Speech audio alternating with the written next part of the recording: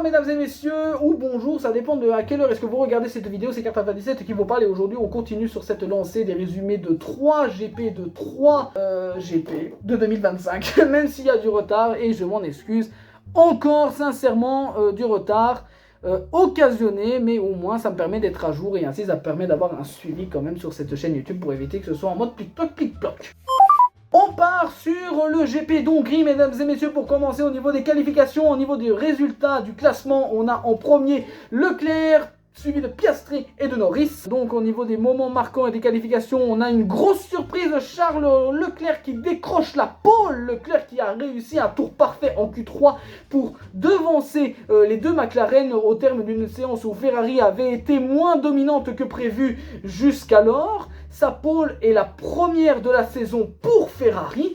McLaren qui est très proche, Piastri et Norris ont été à quelques centièmes de Leclerc mais n'ont pas réussi à battre le monégasque. Un très bon signe pour une bataille en course. Verstappen en retrait. Max Verstappen n'a signé que le 8e temps, bien en dessous de ses standards habituels. Un signe que Red Bull n'est pas au top sur ce circuit, et à retenir que du coup forcément Ferrari décroche une pole inattendue. McLaren est ultra proche et Verstappen était très assez surpris de son classement. Au niveau ah ben tiens, je n'ai pas les commentaires des pilotes au niveau des qualifications. Ah tiens, ok, d'accord, mais je vais pas aller les chercher, de toute façon au peu de vues que va faire cette vidéo. Voilà. Au niveau de la course, mesdames et messieurs, on a en premier Norris, en deuxième Piastri, en troisième Russell. Fast lap, record du tour et point bonus absent sur ce GP. Déroulement effet marquant, départ et premier tour. Leclerc conserve sa pole au départ, mais Norris et Piastri restent très proches derrière lui. La météo est chaude et sec, ce qui influence la gestion des pneus dans une course très exigeante physiquement pour les monoplaces.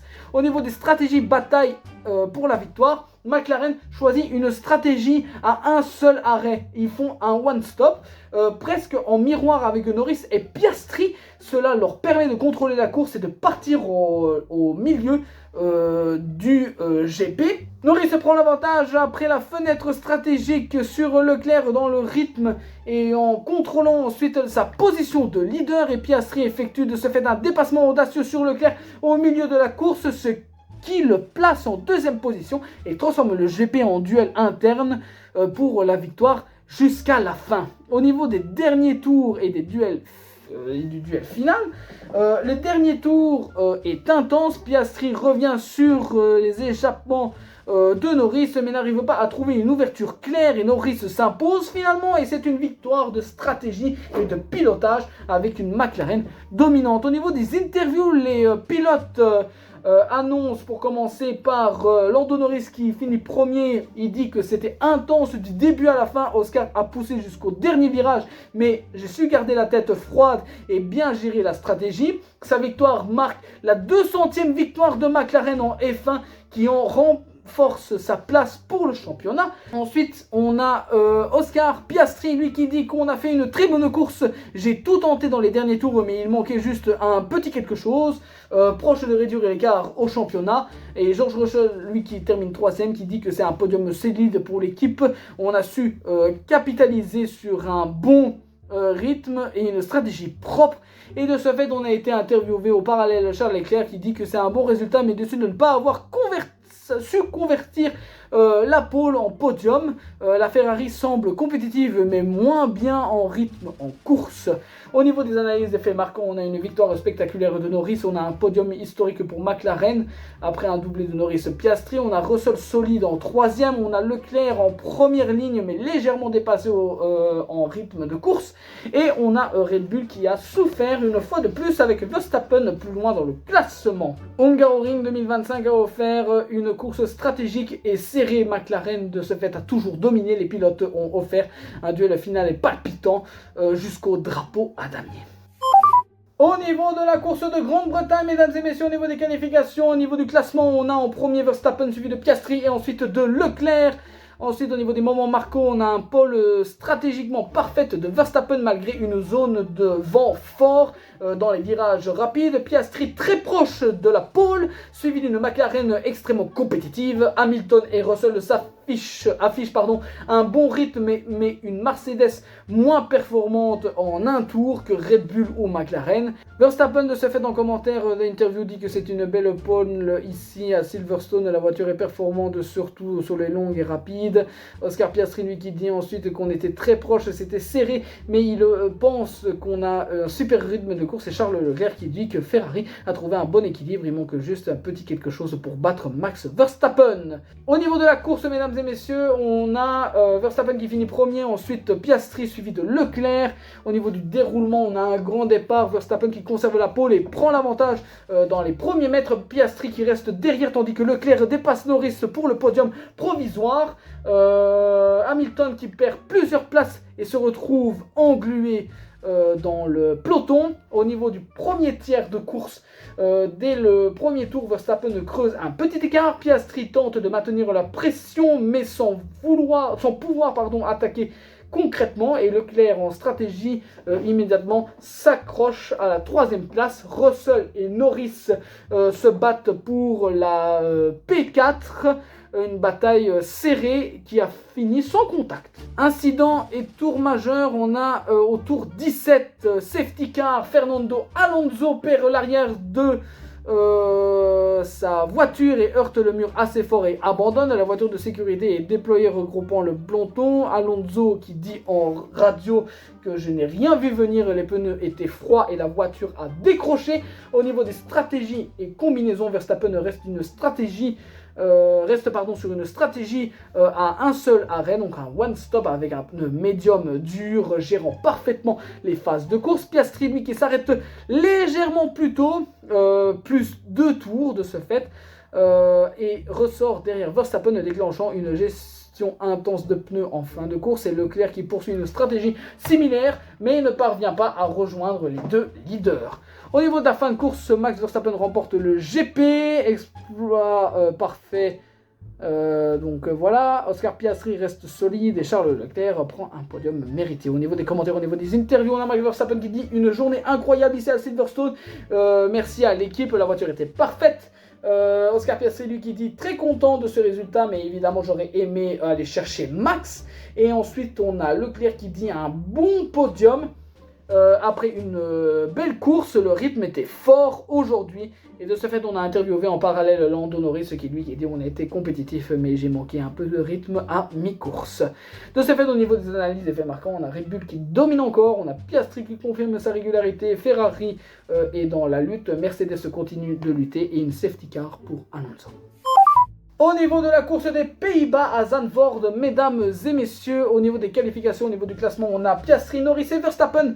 Ensuite, on a au niveau des moments marquants des qualifications, on a un duel intense McLaren très serré. Piastri devançant Norris de seulement 0,012 secondes, un des écarts les plus petits de toute la saison.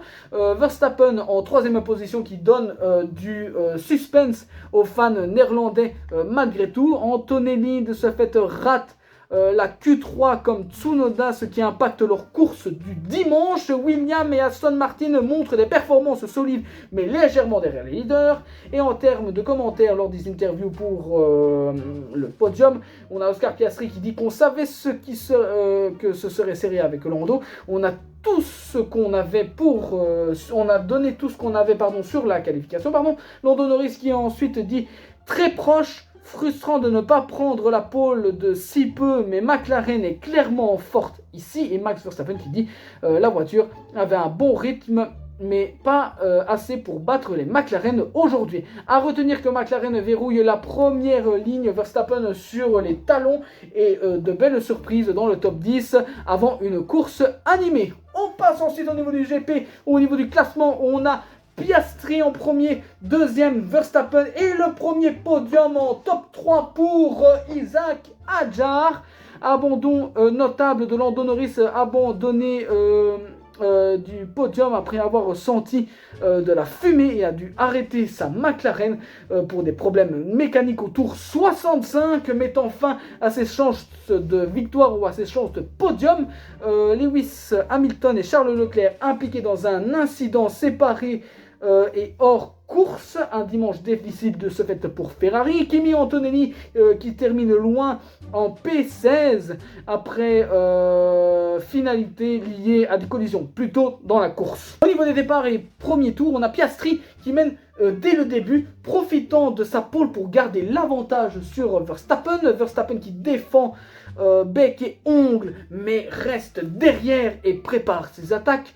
Les débuts de course sont marqués par un peloton très serré avec Hadjar déjà en place pour viser des bons résultats. Au niveau des stratégies et tactiques, on a McLaren qui empile la stratégie agressive, essayant de gérer l'écart entre les pilotes. Malheureusement, le moteur et fiabilité de Norris cesse tard dans la course, ce qui arrête sa quête de victoire et empêche un doublé. Verstappen de ce fait qui choisit une stratégie équilibrée, lui permettant de rester proche de Piastri en sortant des pneus et lors des phases d'aspiration. Isaac Hadjar brille avec une stratégie récupérée après une excellente qualification qui a fini P4 et converti en un premier qui finit dans un premier podium de F1 pour le rookie français. Moment clé, incident safety car et gestion de fin de course. Une période de safety car est déclenchée après l'incident dont la course est devenue plus incertaine, mais Piastri a tenu son avantage jusqu'à la relance finale.